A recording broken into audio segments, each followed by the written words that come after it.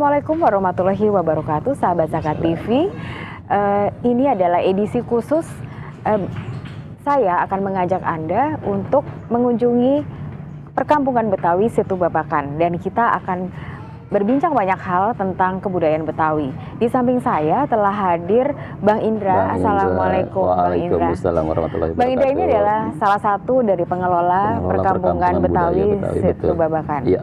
Bang Indra, kita tahu ya, seiring berjalannya waktu, modernisasi tumbuh di mana-mana dengan pembangunan, ditandai pembangunan di mana-mana, seakan-akan kaum Betawi ini terhimpit atau bahkan seperti hilang begitu di tengah megahnya gedung-gedung bertingkat yang tidak ada hentinya pembangunannya. Nah, Bang Indra, tapi ternyata kita boleh berbangga, kita boleh senang gitu, kita boleh lega, karena ternyata di tengah daerah Jakarta Selatan ini ada perkampungan Betawi Situ Babakan. Benar. Ini bagaimana didirikan dan ceritanya bagaimana, dan akhirnya kalau nggak salah ini kan menjadi salah satu cagar budaya Betawi. Iya, boleh dibilang begitu. Gitu. Ceritanya gimana sih Bang Indra? Iya, jadi gini. Jakarta yang kota metropolitan mau mengarah ke megapolitan ini kan seharusnya punya karakter. Betul. Karakter kota itu apa sih gitu. Kalau kita sadarin budaya ibu kandung kota Jakarta itu budaya Betawi. Sebenarnya begitu ya. Iya, dari masyarakat inti kota Jakarta yang juga kaum Betawi. Nah, biar karakternya ini nggak hilang, ada kepengenan niat baik dari para tokoh-tokoh tetua-tetua Betawi. Jangan sampai budaya kita hilang, anak cucu nggak ketemu lagi nanti. Maka kita harus ada tempat kita bikin. Walaupun waktu itu nggak langsung ke sini, sempat beberapa tempat dilihat, akhirnya dilirik ternyata perkampungan budaya Betawi ini dibangun di Kelurahan Srengseng Sawah. Bukan yang paling ideal. Kalau mulainya itu dari tahun 84 terus didorong sampai kita mulain tanggal 13 September tahun 97. Awalnya itu untuk acara Festival Situ Babakan. Muncul nggak nih kekuatan masyarakatnya? Ternyata muncul. Nah, dengan dasar itu akhirnya gubernur dengan kekuatannya memberikan payung hukum. Surat keputusan gubernur nomor 92 tahun 2000. Jadi baru tahun 2000 tuh. Tahun 2000. Iya, baru dikeluarin SK-nya. Penataan perkampungan budaya Betawi di Kelurahan Srengseng Sawah. Nah, tapi yang menarik gitu ya, pada akhirnya sahabat Zakat TV, kalau tadi penjelasan dari Bang Indra, terpilihlah Situ Babakan ini ya, daerah sini untuk dijadikan cagar budaya Betawi. Benar. Itu pasti ada satu kekuatan ya, satu kekompakan yang kita juga tidak habisnya bersyukur. Alhamdulillah masyarakat Betawi ini kental sekali gotong royongnya, kebersamaannya. Itu pastinya juga ada pengaruh itu kan Bang Indra ya? Iya, ada kekuatan itu selain secara keagamaan, keguyuban dan segala macamnya, itu menjadi satu kekuatan. Di daerah Kelurahan Srengseng Sawah ini ya, Pemda juga udah punya aset, ruang terbukanya masih cukup bagus, komunitas masyarakat Betawinya masih cukup banyak, walaupun nggak semuanya orang Betawi gitu.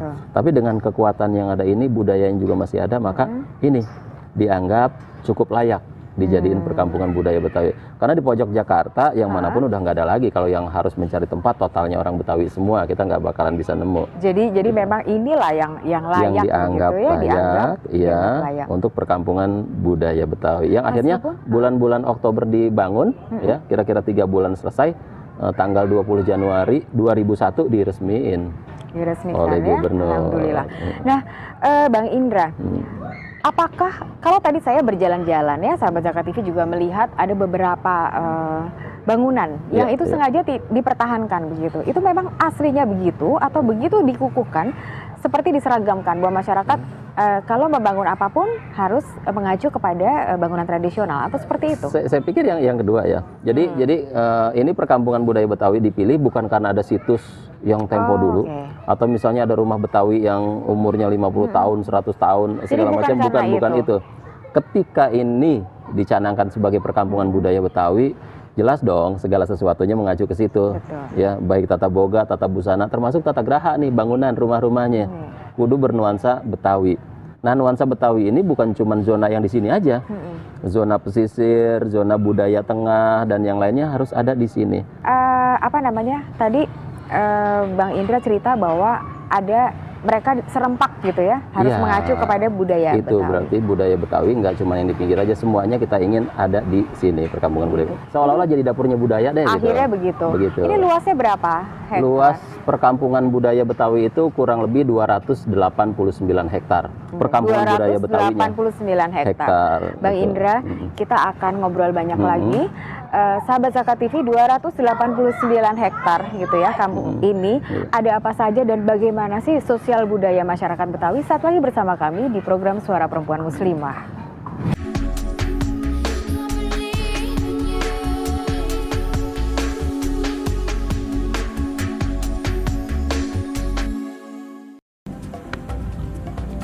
Semangat kemenangan harus berasal dari sportivitas yang datang dari hati. Saya Bawang Pamungkas, saya zakat di Dompet Duafa. Keluarga adalah sumber inspirasi saya. Kehangatannya datang dari hati. Saya Inneke Kusharawati, saya zakat di Dompet Duafa. Berbagi memudahkan rezeki, karena datang dari hati. Saya, Ipo Santosa, zakat di Dompet Duafa. Dompet Duafa.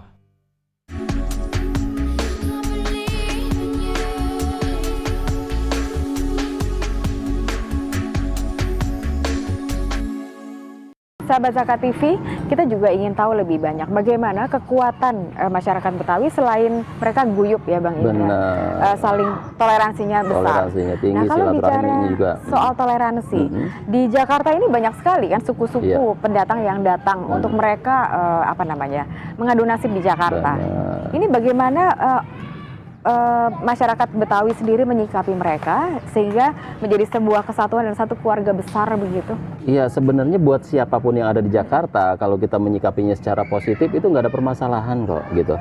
Kita nggak boleh fanatisme sempit terhadap etnis, nggak boleh ego, ya kerukunan itu yang dijaga. Cuma kan kadang ada permasalahan-permasalahan lain. Menyikapi otonominya salah, kemudian fanatisme sempit terhadap etnis dan segala macamnya. Nah, masyarakat Betawi sebetulnya nggak seperti itu. Kita ingin menjaga. Kita bisa buktiin.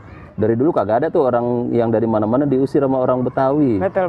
Cuma penterjemahannya mungkin ada yang salah di sini. Nah, ini yang harus kita lurusin lagi. Siapapun termasuk di perkampungan budaya Betawi. Kan nggak semuanya orang Betawi nih. Oh, jadi yang ada di situ Iya. Babakan ini tidak semuanya Nggak semuanya penduduk orang asli. Betawi. Jadi ada juga gitu. saudara kita dari Sabang sampai Merauke ada di sinilah. Ya kalau kita boleh nyebut ada yang dari Aceh, ada dari Jawa, dari Sunda, dari Papua, Padang dan segala macamnya. Nah, ini nilai-nilai kearifan lokal yang kita angkat. Silaturahim, kan orang Betawi guyup silaturahim. Iya, Ini yang betul, kita angkat. Dan nilai agama yang menjadi dasarnya itu. Dan Nah, di kita sini ini kan itu semuanya memang rukun ya. Iya, memang harus seperti itu. Soal beda agama, soal beda etnis atau apa, itu nggak ada permasalahan. Paling kalaupun kita mau negor orang mau agak keras sedikit, bukan karena agama atau etnisnya, tapi karena perilakunya mungkin ada yang salah. Betul, Kudu betul. dibenerin. Nah, dengan dasar itu kekuatan yang ada, maka ini kita sosialisasi. Jadilah perkampungan budaya Betawi yang juga ada kekuatan dari masyarakat. Kalau pemerintah sendiri aja kan nggak bisa tanpa dukungan masyarakat. Sebaliknya juga, Iya. masyarakat sendirian nggak didukung Tidak pemerintah, bisa ya, tidak bisa juga. Nah, soal dukung mendukung ya di sini. Ini kan sekian hektar tadi, Iya. 289 hektar.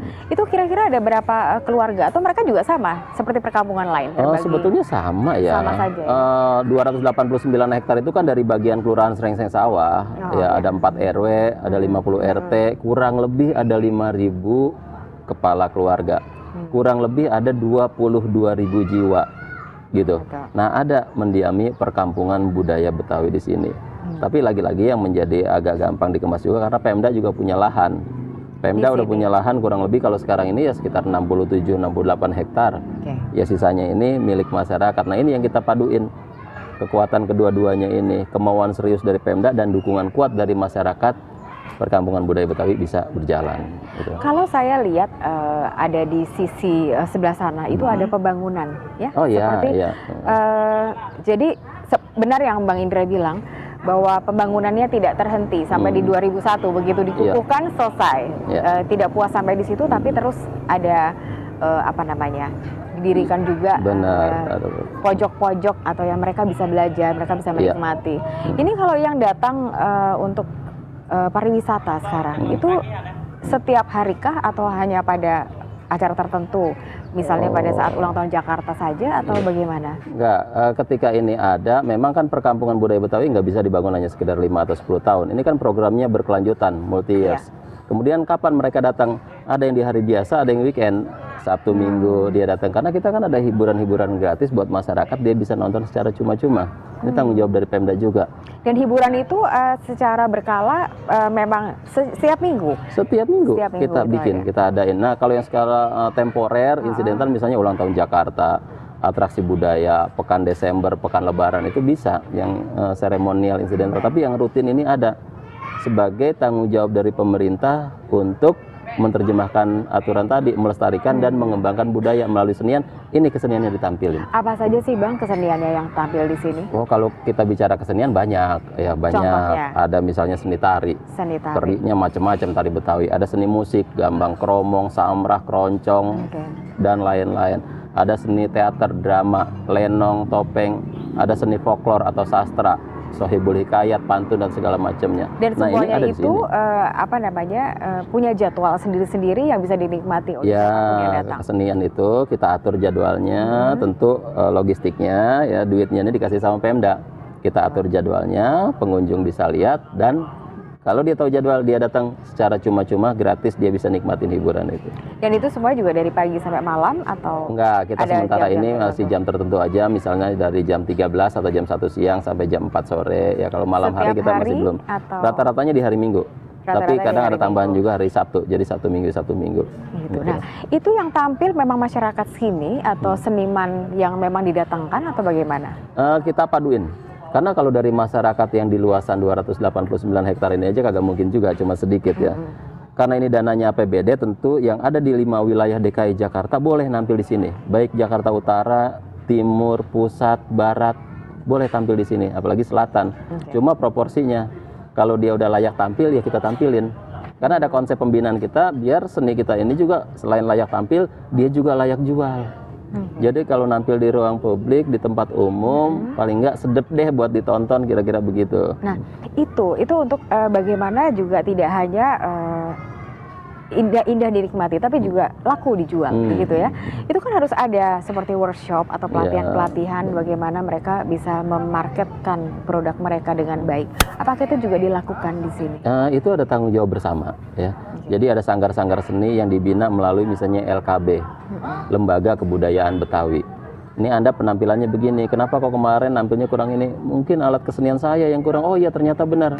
Oke, kita usulin untuk diberikan. Jadi evaluasi selalu ada ya Bang Iya, Indra? selalu ada melalui Sudin Kebudayaan atau Dinas Pariwisata dan Kebudayaan. Nah, ini bersama-sama kita usulin agar ini loh perlu diperhatikan sanggar-sanggar atau pelakon-pelakon seni. Gitu. Bang Indra, memperhatikan pastinya juga berkaitan dengan edukasi. Oh ya, iya, kita akan benar. lanjutkan sesaat lagi sahabat Zakat TV bersama kami di program Suara Perempuan Muslimah.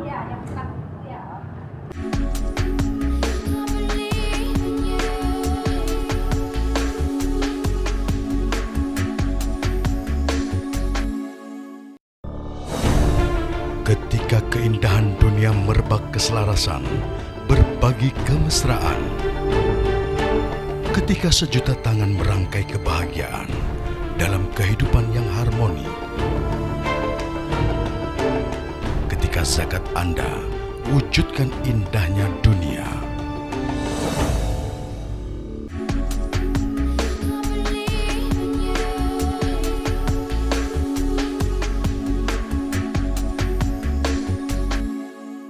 Sahabat Zakat TV, ternyata perkampungan Betawi Situ Babakan ini tidak hanya untuk menjadi tempat pariwisata dan hiburan, tapi juga untuk tempat pendidikan. Begitu ya Bang benar. Indra? Iya. Gimana penjelasannya? Iya, jadi memang salah satu tujuan perkampungan budaya Betawi itu kan ada edukasi pendidikan. Jadi kita ingin mengenalin anak-anak kita baik SD terus sampai tingkat tinggi tentang budaya Betawi. Termasuk ada yang meneliti, ya bikin skripsi, tesis dan segala macam. Bahkan bukan cuma dari dalam negeri, dari luar negeri juga ada. Dari luar negeri juga ada. Karena memang fungsi itu kita ingin kuatkan. Orang belajar budaya Betawi di perkampungan budaya Betawi. Nah, Gitu. cara mereka belajar itu kan pastinya juga harus mengadakan suatu penelitian ya. Ada tesis, ada mereka bikin hipotesa sendiri. Itu mereka langsung apa? Kalau misalnya saya di laboratorium gitu, pasti ada pembimbingnya. Nah ini pembimbingnya apa langsung masyarakatnya? Langsung ke lembaga, nanti kita bisa merekomendasi kalau memang harus ada wawancara ke masyarakat, Oke. atau mungkin ke pengunjung. Nah, ketika ada data yang memang harus data sekunder segala macam, kita juga coba bantu semuanya itu. Tentu kalau juga ada hal-hal yang lain sifatnya kebijakan, pendanaan segala macam, dia harus ke Pemda, kita juga bisa merekomendasi mereka ke Pemda. Intinya untuk tujuan itu kita all out lah, karena memang kita ingin orang ini bisa ngerti, paham tentang budaya Betawi, bagian dari budaya nasional yang ada di Luhung itu. Tapi yang menarik ternyata itu tidak hanya lokal ya. Tadi ada teman-teman Ada kita beberapa juga yang dari luar negeri iya. gitu. Artinya ada yang secara langsung memang, tapi juga ada yang secara kolektif ingin tahu gitu kan. Misalnya mahasiswa dari 20 negara datang ke sini pernah. Misalnya ada mahasiswa yang kuliah di Jepang atau orang Jepangnya sendiri meneliti sini, kita pernah. Ada yang di mana? Belanda, atau ada juga yang di Filipina. Dan itu faktanya ada, hasilnya bisa kita lihat, kita bisa baca. Sekarang aja ada dari luar negeri yang memang dalam tugas penulisan di sini. Sedang dalam proses. Sedang dalam proses, termasuk yang dari dalam negeri juga tentu banyak. Bang Indra, banyak hal sebenarnya yang menarik di sini ya. Tapi kalau kita lihat sebenarnya budaya Betawi itu apakah dibagi-bagi lagi di dalamnya? Misalnya, saya dengar ada Betawi pinggiran, ada yang itu ada berapa sih sebenarnya klasifikasinya? Iya. Kita kan hanya membagi zonanya aja, bukan mengkelaskan Betawi. Enggak, zonanya Zona ada. mereka tinggal di mana? Ada yang Betawi budaya pesisir, budayanya ya, yang pinggir laut. Ada yang budaya tengah, yang lebih modern itu. Ada yang daerah pinggir, budaya pinggir. Pinggir Gitu. itu berarti pinggir batasannya? itu ya misalnya ya sampai ke daerah Depok bisa itu pinggir, Bogor Utara pinggir, Tangerang itu masuk pinggir juga, Bekasi ya itu masih masuk pinggir. Nah ini kan harus dipaduin. Orang yang tidak berbahasa Sunda dan tidak berbahasa Jawa, dia berbahasa Betawi, budayanya budaya Betawi. Ini kan harus kita akomodir. Nah, Tapi ini mereka punya menjadi bagian. spesifikasi sendiri. Jadi terlihat tidak hanya dari lokasi mereka tinggal kan? Ya, ya Rumahnya, ada bentuk beberapa rumahnya hal. misalnya. Ya selain tadi rumah, yang paling gampang itu adalah dialek. Oh, oke, Dialek. Kalau Ada misalnya contohnya fisik, nggak? ya misalnya kalau orang Betawi Tengah ngomongnya halus, gitu kan, dia pakai mau kemana, kenapa, segala macamnya. Orang Betawi pinggir cenderung vokalnya mati, gitu. A, B, C dia kalau nyebut vokal gitu. Lah mau kemana? Lah kagak lah dan segala macamnya. Itu yang mereka cenderung tinggal lebih di pesisir. pinggir-pinggir. Artinya pinggir. Pinggir itu identiknya misalnya dengan Tegal lah kalau Jawa gitu kan. iya, Kira-kira iya. begitu. Nah, yang Betawi Tengah itu kira-kira Solonya atau Cianjurnya lah kalau Itu yang Sunda. tengah. Kan di Sunda dan di Jawa aja ada yang kayak begitu. Betul, Di Betawi betul. itu Jadi juga nggak bisa Betawi sih ya. dihindarin. Itu ada kayak gitu. Gitu. Tapi yang untuk sekarang kita bicara tentang akulturasi ya. Ada pencampuran budaya di situ. Iya, betul. Cina, Arab, Melayu dan Benar. Portugis.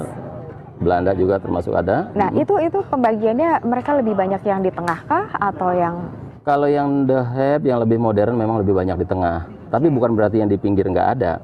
Ya ketika ada di misalnya Tangerang, itu kan ada cokek apa segala macam pengaruh dari Cina. Daerah Depok walaupun pinggir ada juga pengaruh dari Belanda. Atau ada tempat yang namanya Pondok Cina. Artinya ada, cuma yang di tengah ini yang kekuatannya lebih tinggi. Karena kan dulu ketika tahun 1819 misalnya ya, Sun Peter Sun Kun ada di tengah. Nah ini menjadi kekuatan yang lebih tinggi ada di situ. Arab masuk, orang dari lain-lain masuk, terjadilah kawin-mawin dan segala macamnya, walaupun inti masyarakatnya udah ada. Gitu. Bang Indra, terima kasih sekali sudah Sama-sama. sebagai ini adalah obrolan penghantar karena saya akan mengajak sahabat Zakat TV untuk berkeliling Situ Babakan. Saya akan ngobrol banyak tentang ibadahnya mereka gitu. Iya. Ini sebentar lagi kita akan Ramadan. Insya Allah, Gitu. insya Allah. Maaf lahir batin Bang Indra, Sama-sama. terima kasih banyak. Semoga, Sahabat Zakat ya. TV, Ya. kita akan lanjutkan perbincangan kita di episode mendatang di program Suara Perempuan Muslimah. Wassalamualaikum warahmatullahi wabarakatuh. Waalaikumsalam warahmatullahi wabarakatuh.